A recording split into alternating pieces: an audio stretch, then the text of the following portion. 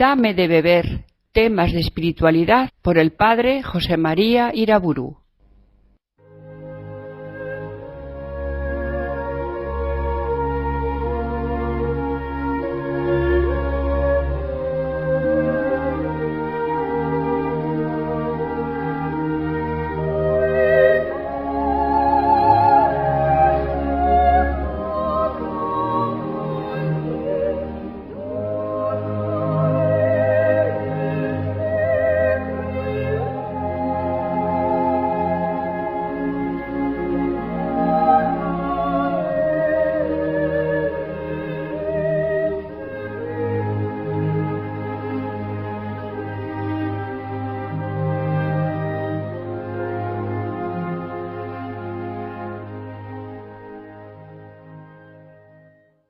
En el nombre del Padre, del Hijo y del Espíritu Santo.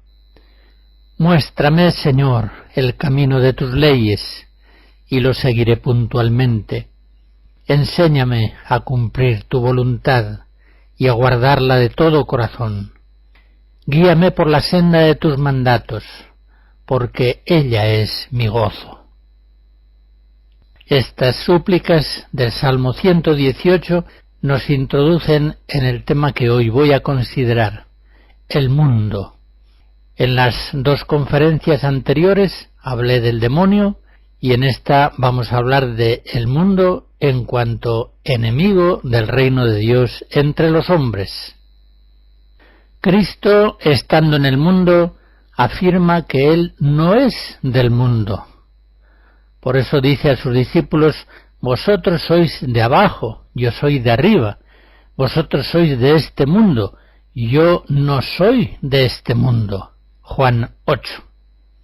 Más aún, en otras ocasiones se declara a sí mismo vencedor del mundo, vencedor de un mundo que le es hostil. Yo he vencido al mundo. Juan 16. También los cristianos hemos de vivir en el mundo sin ser del mundo. Juan 15, Juan 17. Ya nos advierte Jesús claramente en el sermón de la cena que si fuésemos del mundo, el mundo nos amaría como a cosa suya propia. Pero como no somos del mundo, sino del reino de Dios, por eso el mundo nos aborrece y nos persigue. Juan 15. Por otra parte, también nosotros, en Cristo, podemos declararnos vencedores del mundo. Como dice el apóstol San Juan en su primera carta, capítulo 5, esta es la victoria que ha vencido al mundo, nuestra fe. Pero comencemos por precisar qué se entiende por mundo en el lenguaje cristiano, que por supuesto es un lenguaje derivado de la Biblia. Podríamos distinguir tres acepciones fundamentales de la palabra. En primer lugar, el mundo cosmos. La palabra mundo asume la significación de creación, obra de Dios, conjunto universal de las criaturas. En este sentido, el mundo es bueno, como ya en el Génesis se nos dice: vio Dios cuanto había hecho y lo consideró bueno, muy bueno. Pero en segundo lugar está el sentido mundo pecador. Es la humanidad tal como quedó después del pecado de Adán. El mundo significa entonces ese género humano pecador, necesitado de salvación y amado por Dios. Tanto amó Dios al mundo que le entregó a su Hijo unigénito para que en él encontrase salvación. Juan 3. Y como Dios y como Cristo ama al mundo pecador, así hemos de amarle nosotros los cristianos, hasta estar dispuestos a entregar nuestras vidas por su salvación. Pero hay un tercer sentido de la palabra mundo que es predominante en el Evangelio y en el Nuevo Testamento: el mundo enemigo del reino de Dios. Tanto en la tradición neotestamentaria como en la literatura cristiana, frecuentemente la palabra mundo tiene este significado siniestro, negativo. Expresa el dominio del diablo sobre la tierra y sobre los mismos hombres, instituciones, costumbres, modos de pensar, en cuanto todos estos están dominados por el espíritu del mal, sujetos en mayor o menor medida al llamado príncipe de este mundo, Juan 14. El mundo, en este sentido peyorativo, sigue significando la humanidad, pero más exactamente aquella parte de la humanidad que rechaza a Cristo, que vive en el pecado, que siendo tinieblas rechaza la luz que le viene desde el cielo, que concibe la vida presente con criterios contrarios al Evangelio, inconciliables con la ley de Dios. Pues bien, según estas tres acepciones, ya se comprende que el cristiano ha de vivir en el mundo cosmos, ha de amar al mundo pecador, sin hacerse su cómplice, por supuesto, guardándose bien de sus criterios y costumbres. Y en tercer lugar, el cristiano ha de vencer al mundo enemigo del reino. En las conferencias anteriores hablé de los tres enemigos del reino entre los hombres, demonio, mundo y carne, y decía cómo los tres obran de una manera convergente, en una complicidad continua. Por eso se entiende que el hombre carnal, el cristiano carnal, depende muchísimo del mundo en que vive. En buena parte se identifica con él. El cristiano carnal está en el mundo como pez en el agua. Puede decirse que vive casi completamente sujeto a él. No del todo, si tiene algo de fe, de esperanza y de caridad. Pero en gran medida, en una medida ciertamente mucho mayor de lo que él piensa, el cristiano carnal depende del mundo, en sus modos de pensar, de sentir, de hablar, de hacer, de organizar su vida, de orientarla. Esto siempre lo han sabido los maestros espirituales cristianos y no cristianos. San Pablo concretamente decía en Gálatas 4, mientras fuimos niños vivíamos esclavizados bajo los elementos del mundo. Así es, efectivamente, mientras un cristiano es niño todavía en la vida en Cristo, está completamente sujeto al mundo, en sus modos de pensar, de sentir, de obrar. Esto, digo, lo han sabido siempre los maestros espirituales, pero hoy, como enseguida podemos comprobarlo, es conocida y expresada esa dependencia profunda del individuo respecto al medio con la ayuda de la psicología social científica. La psicología social, una ciencia muy reciente, porque sus padres, la psicología y la sociología, son jóvenes relativamente, muestra e incluso mide la dependencia del individuo respecto al mundo que le rodea. Tener en cuenta los datos que nos proporciona la psicología social puede ayudarnos a entender bien lo que ha de ser la espiritualidad del cristiano ante el mundo. Escucharemos una tercera serie de fragmentos de la Misa de la Coronación de Mozart.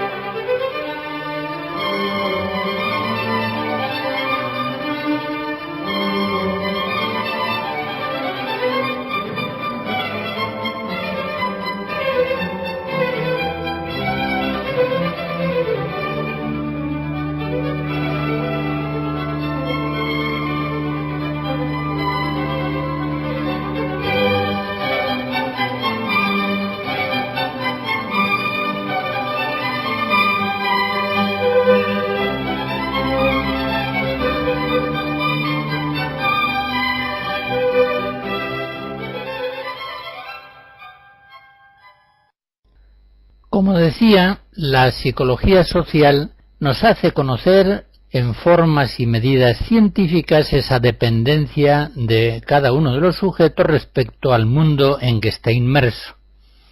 Ese influjo del mundo sobre la persona afecta incluso a las percepciones.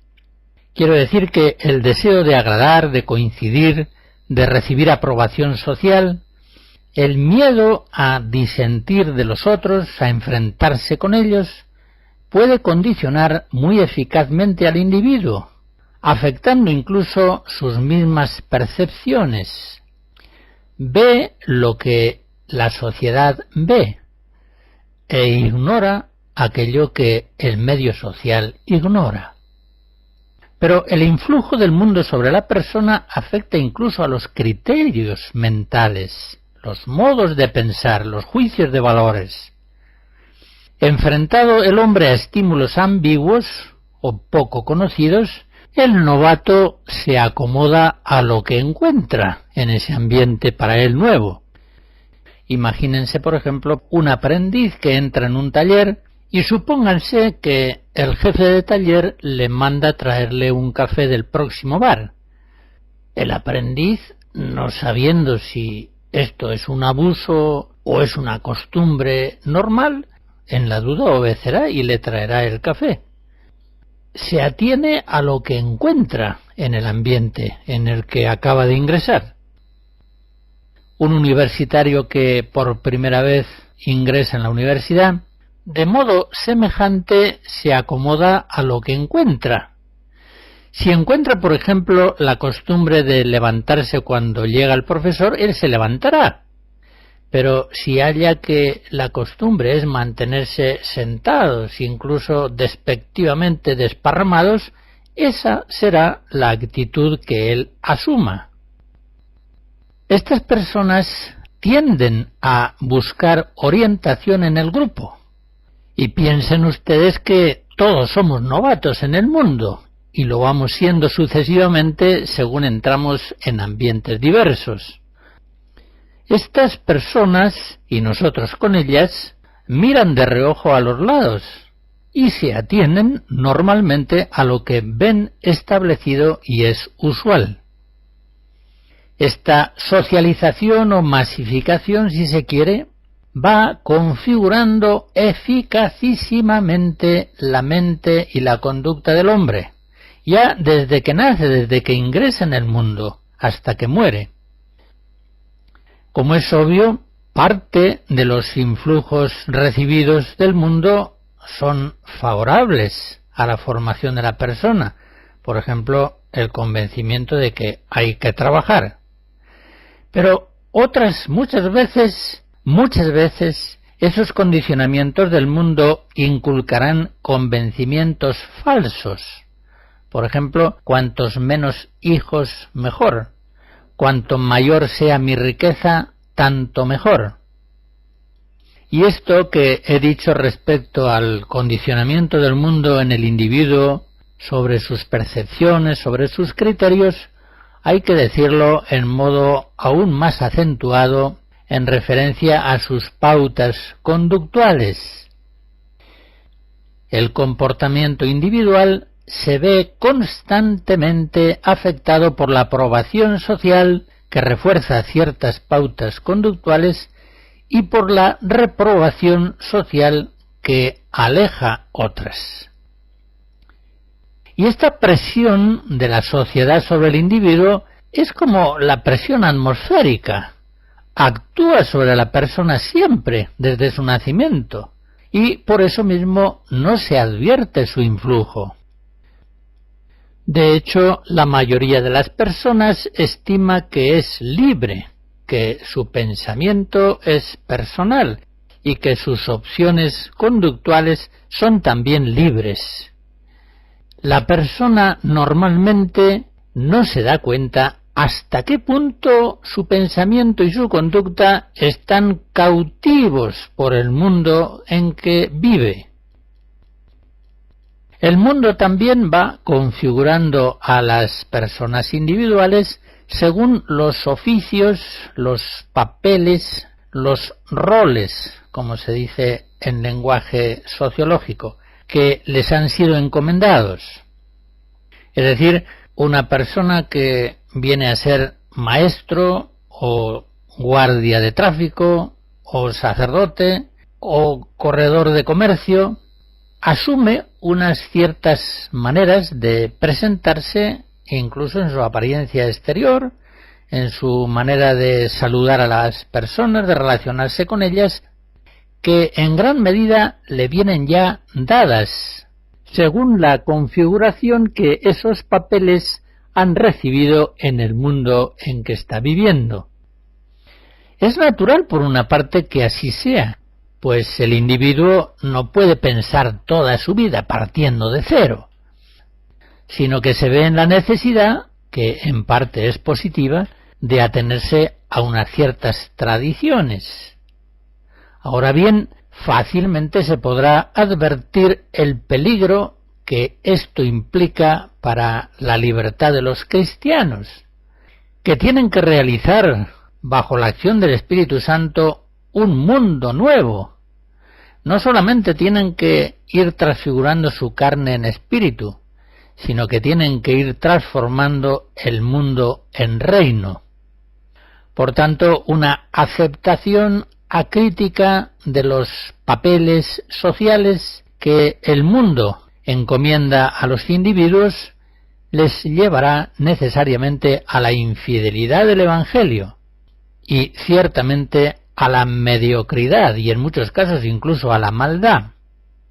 La sociedad impone a cada uno de sus miembros ciertos papeles sociales, ciertas funciones, les asigna también en formas implícitas determinadas expectativas, de tal manera que la sociedad espera confiadamente que los sujetos se ajusten a las normas conductuales que esa misma sociedad ha establecido y que les viene inculcando desde niños, desde la escuela, en la calle, siempre, continuamente, por los medios de comunicación social.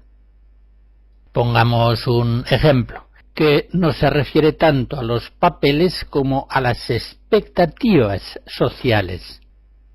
En una cierta cultura se espera que la muerte de un familiar sea aguantada con un estoicismo sereno. Pongamos una tribu de pieles rojas. En otra sociedad se espera en cambio que a la muerte de un familiar todos lloren a gritos, desgarren sus vestiduras, que las mujeres se desmayen y tengan que ser asistidas. Pues bien, ya comprenden ustedes que es muy difícil que una persona se sustraiga de desempeñar el papel que la sociedad espera que desempeñe.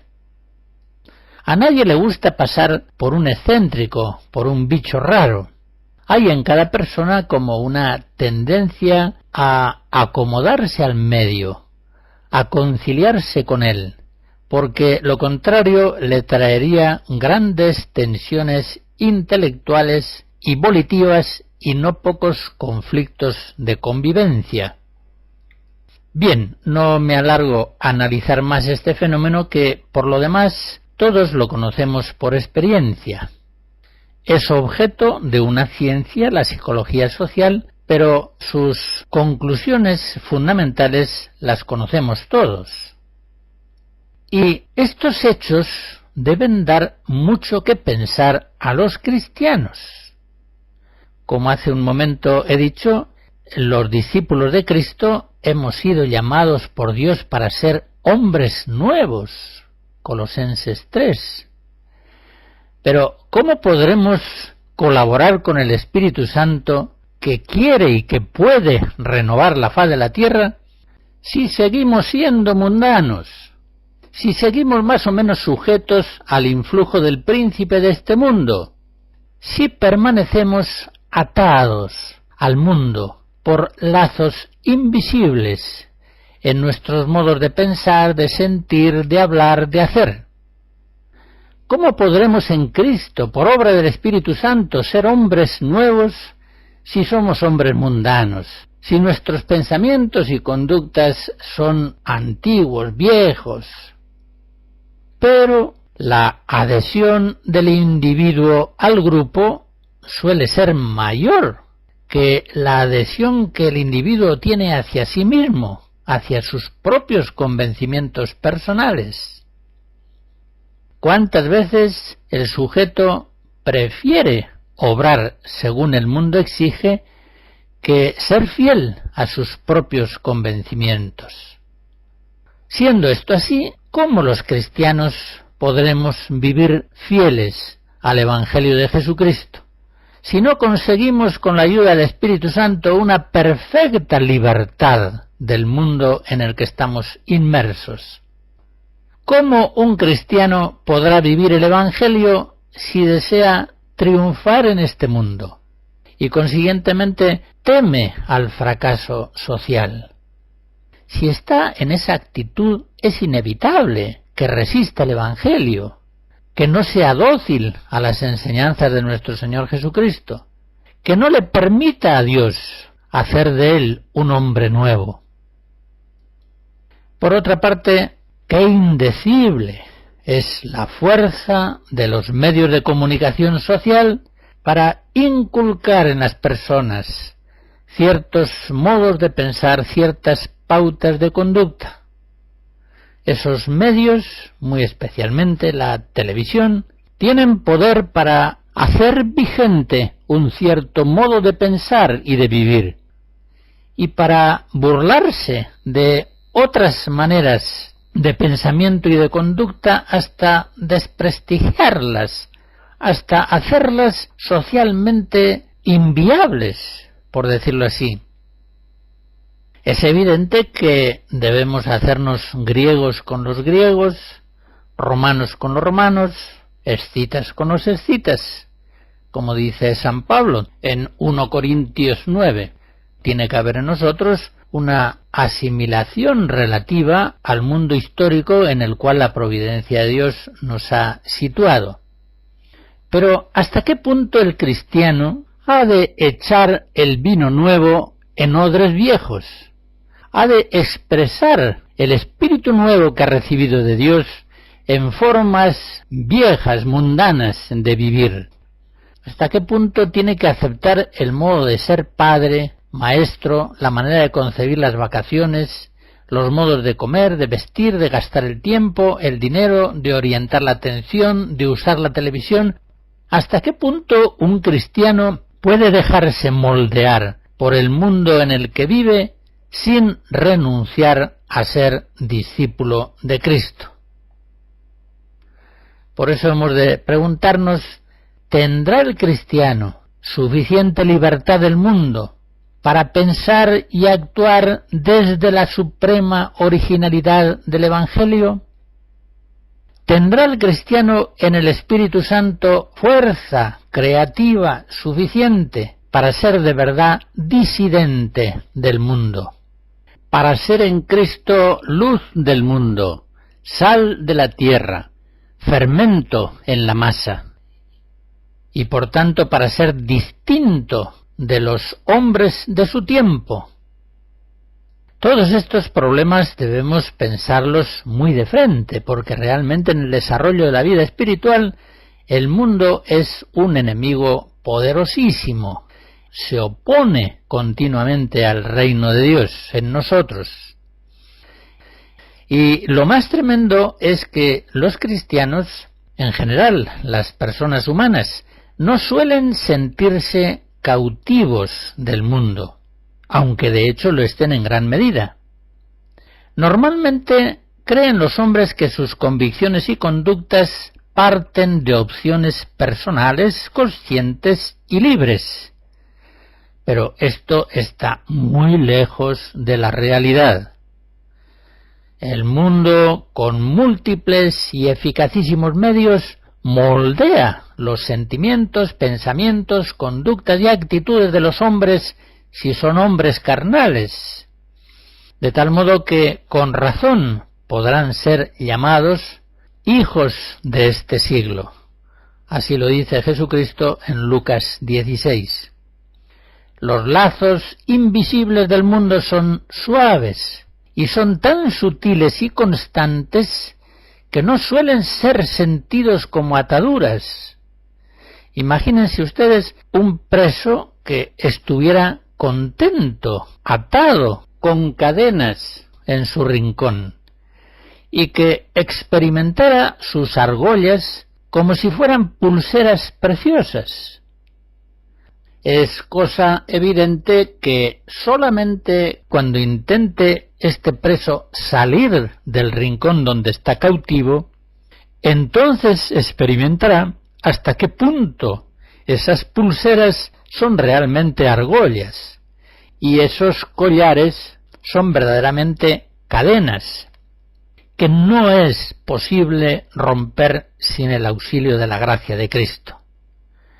Cristo es el único que ha vencido al mundo y que puede transmitir a sus fieles por obra del Espíritu Santo el poder vencer ellos también al mundo. En esta presentación del problema hago una consideración que me parece bastante importante, y es la siguiente. Así como el influjo benéfico de Cristo sólo puede ser recibido por la persona con una conciencia sumamente alerta y vigilante, y mediante actos muy personales e intensos, por el contrario, los influjos maléficos del mundo se reciben tanto más cuanto la persona es menos consciente y libre, menos dueña de sí, y está más abandonada a los pensamientos de moda y a las costumbres vigentes. Esta persona se deja llevar, en tanto que el discípulo de Cristo, con el auxilio divino y solamente gracias a él, podrá trabajar intensamente para, como dice San Pablo en Romanos 12, no conformarse a este siglo presente y renovarse por la transformación de la mente para buscar siempre en todo lo que es bueno, grato y noble ante Dios.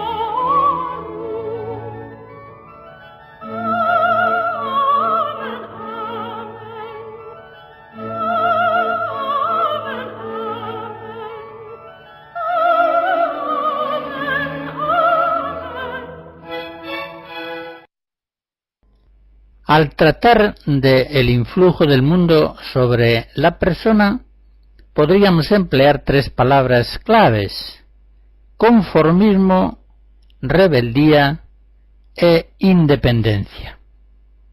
Téngase en cuenta que los hijos del siglo, es decir, los hombres carnales, los hombres por tanto mundanos, no tienen otro cuadro de referencia que el mundo visible.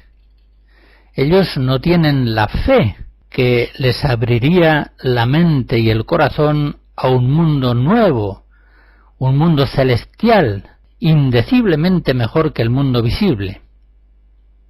Es cierto que los hijos del siglo a través de lecturas, viajes, conocimientos históricos, pueden ampliar en ellos el marco de visión, pero dentro de ciertos límites muy reducidos.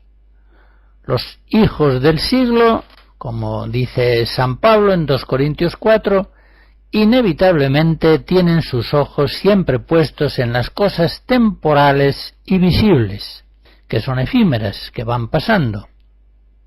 Pues bien, ante este mundo presente que cambia y que pasa, el hombre carnal oscila normalmente entre el conformismo y la rebeldía inconformista. Oscila dentro de una gama muy amplia de actitudes posibles. Pero si en el auxilio de Cristo que vence al mundo, no puede alcanzar la verdadera independencia del mundo, no puede vencer al mundo. Insisto en que el hombre carnal, por temperamento, por educación, por oportunismo o simplemente por moda, se afilia o bien al conformismo social o bien a la rebeldía social, que en el fondo son dos posturas bastante semejantes. Ambas son actitudes gregarias, actitudes que están formuladas acríticamente, automáticamente, sin una elaboración consciente y libre, en una forma meramente reactiva, sea de aceptación o de rechazo del marco circundante. La profunda semejanza que hay entre el conformismo y la rebeldía en sus versiones mundanas se capta, por ejemplo, en que el inconformismo, que es tal en referencia a un cierto marco social, es al mismo tiempo conformismo en relación a otro cuadro social. Imagínense, por ejemplo, a unos jóvenes hippies o skins, o en fin, pertenecientes a cualquier tribu sociológica moderna, enseguida nos damos cuenta de que están estrictamente uniformados. Son rebeldes en relación a la sociedad global, pero son tremendamente conformistas respecto a la tribu cultural en la que se han insertado. Todos visten igual, todos tienen los mismos ídolos cantautores, todos son dóciles a las mismas costumbres, a semejantes modos de hablar, de vestir, de conducirse, de administrar su tiempo. Son perfectamente conformistas, conformistas a su estilo de vida inconformista. Por eso digo que conformismo e inconformismo en el fondo son posturas muy semejantes, e incluso estas mismas personas con el paso de los años muy probablemente evolucionen de inconformistas a burgueses absolutamente conformistas, que ven cómodamente la televisión durante horas, tumbados en sus butacas, en zapatillas y tomándose su bebida favorita. Estos conformistas hace unos años eran los absolutamente inconformistas y rebeldes. Son los mismos, no ha habido ningún cambio en la persona. Han pasado de un conformismo a otro. Son siempre los mismos perros con distintos collares, pero en ningún caso, ni del uno ni del otro, han vencido al mundo. Eso es propio de los cristianos. Solamente el Espíritu Santo y aquellos que están bajo su influjo tienen acceso a la creación de un mundo realmente nuevo, de una humanidad verdaderamente nueva, la que procede del Adán segundo, nuestro Señor Jesucristo, que renueva en el Espíritu Santo todas las cosas del mundo. Es decir, solamente en la independencia hay verdadera libertad personal del mundo. La independencia no actúa por adhesión o rechazo automático del medio social.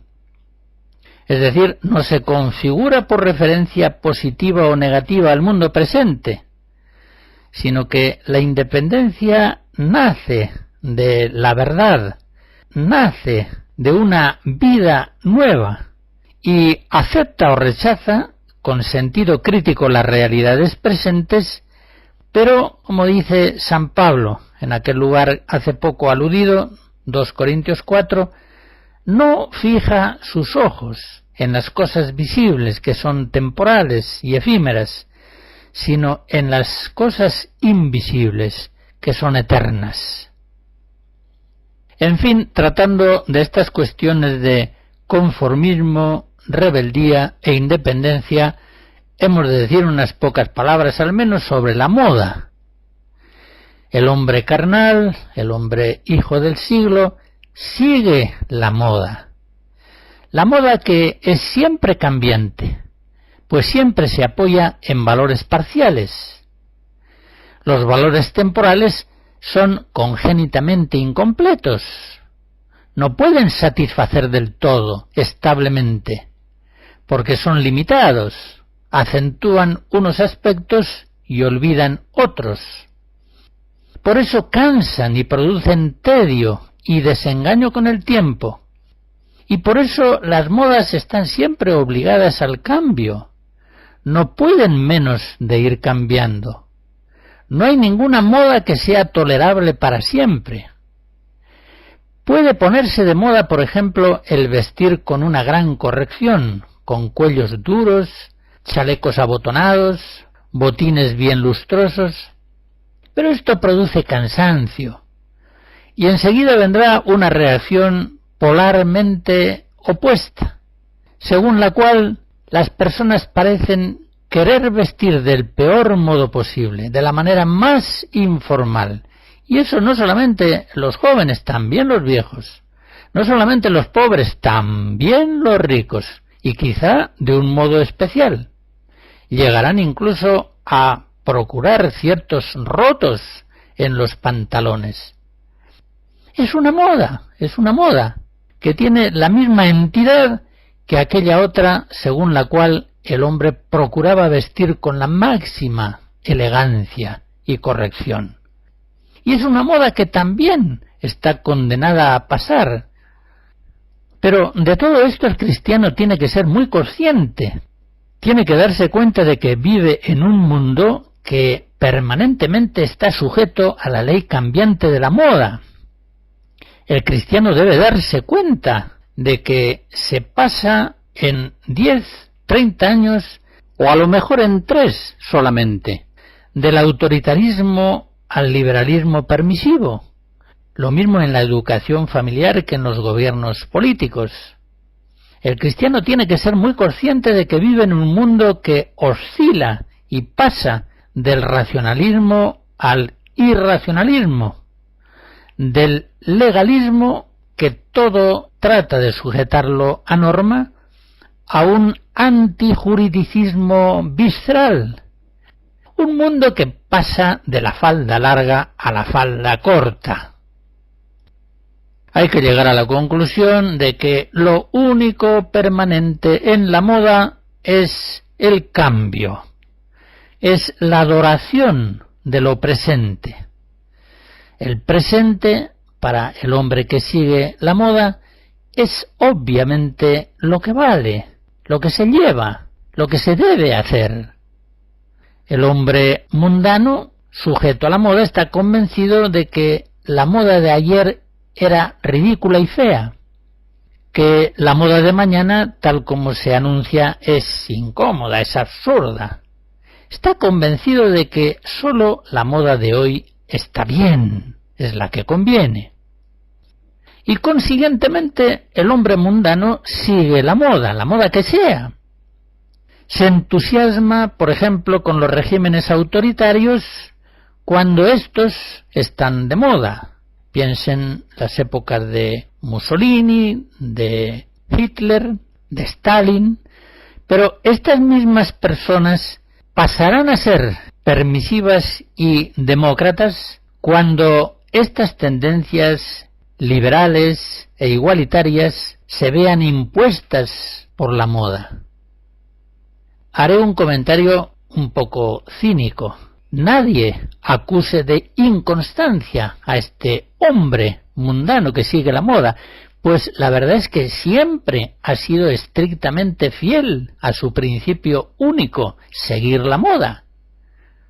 Es como una veleta que podemos considerarla imagen emblemática de la inconstancia, pero también podemos considerar a la veleta como el ideal de la constancia, siempre incondicionalmente, de día y de noche, señala la dirección del viento, de un viento que es cambiante, claro.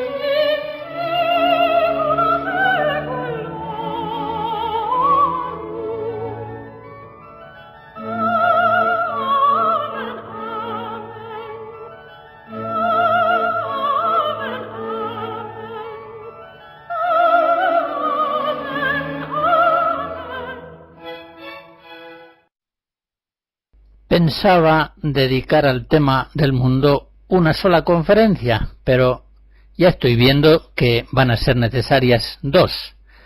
En esta primera, más bien me voy limitando a plantear el problema gravísimo de la cautividad del hombre carnal respecto al mundo en que vive. Efectivamente, la persona siente una gran necesidad de afiliación social. Como diría un psicoanalista, quiere volver a verse acogido en el grato seno materno. Cada sociedad, por su parte, presenta al individuo un cuadro completo de referencia para que en él configure su mente y su conducta. Recuerden aquello que decíamos al hablar del demonio, de cómo el dragón infernal da poder a la bestia mundana de una cierta época, y que esta bestia seduce a los habitantes de la tierra y exige que acepten el sello de su marca en la frente y en la mano, en su pensamiento y en su conducta. Pues bien, cada sociedad trata de configurar a sus miembros en unos ciertos modos de pensar y de obrar. Esta socialización del individuo a la sociedad comienza ya en la escuela, más aún antes comienza en la cuna, en la familia, y sigue en los liceos, colegios, talleres, sigue en la televisión, en la calle, en los espectáculos, en los medios de comunicación social. En todo momento el mundo está catequizando a sus hijos, a los hombres mundanos. En todo momento el mundo les está enseñando qué deben pensar y qué deben hacer en determinadas circunstancias. En todo momento el mundo está reforzando con ciertos premios de aprobación social a quienes guardan ciertas actitudes, al mismo tiempo que está reprobando eficazmente a los disidentes, dejándolos fuera de juego. Esta socialización, por supuesto, presenta aspectos ambivalentes. Por una parte, ayuda al individuo dando estabilidad a sus actitudes, le hace heredero de una tradición, le da ocasión de conocerse a sí mismo y de manifestarse a los otros, le estimula poniendo a su disposición ciertos medios, pero por otra parte esa intensa afiliación social de la persona respecto al mundo impide la vida verdadera personal y el acceso a los más altos valores. Efectivamente, cuando la persona se remite completamente a lo mayoritario o a su grupo de referencia, esa persona no vive ya desde sí misma, vive desde la masa, desde lo colectivo, y cae inevitablemente en lo malo, o al menos cae en la mediocridad. La palabra mediocre viene de altura media, nivel medio. Tal afiliación social se hace aún más ambigua cuando se produce en grupos de fuerte cohesión interna, en los cuales el individuo queda verdaderamente atrapado, incapaz de pensar o de actuar de otros modos a como el grupo le exige. Fuera de esta cautividad respecto al mundo que nos rodea, tendríamos un aislamiento que deja al hombre en una situación excesivamente conflictiva y difícil, sin soluciones establecidas, completamente a la intemperie. El aislamiento social resulta muy duro para la persona.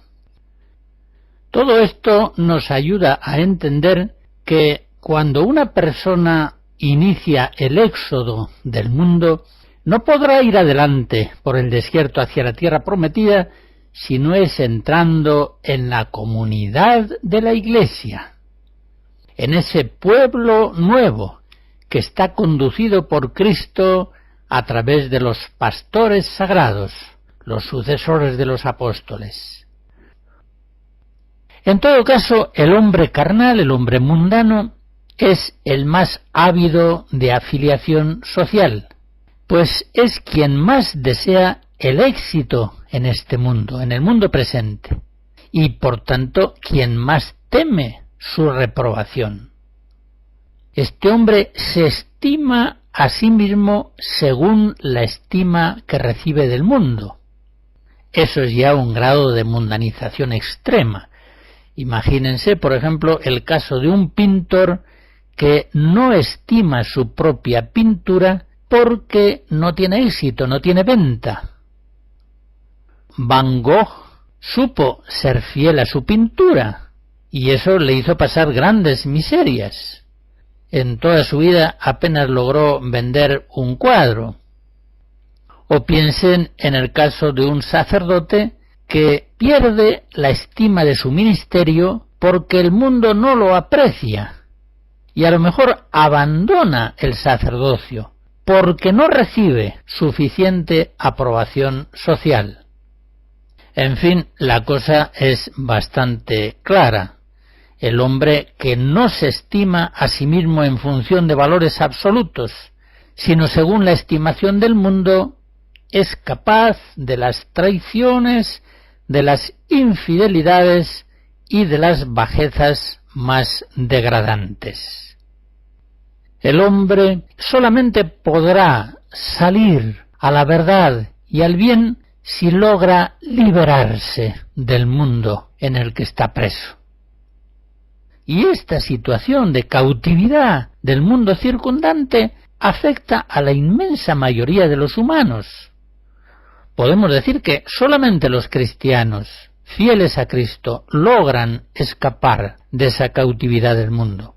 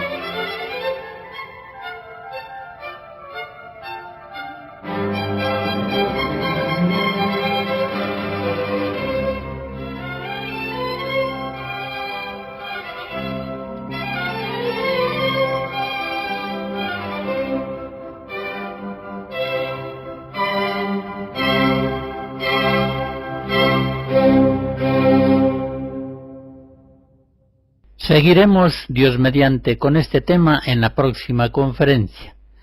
La bendición de Dios Todopoderoso, Padre, Hijo y Espíritu Santo, descienda sobre ustedes y les guarde siempre.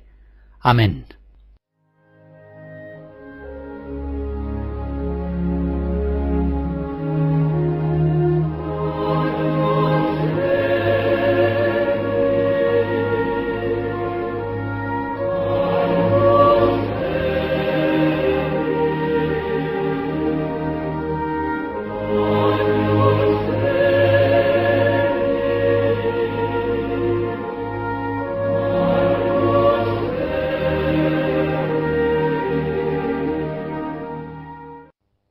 Hemos escuchado Dame de beber, temas de espiritualidad por el padre José María Iraburu.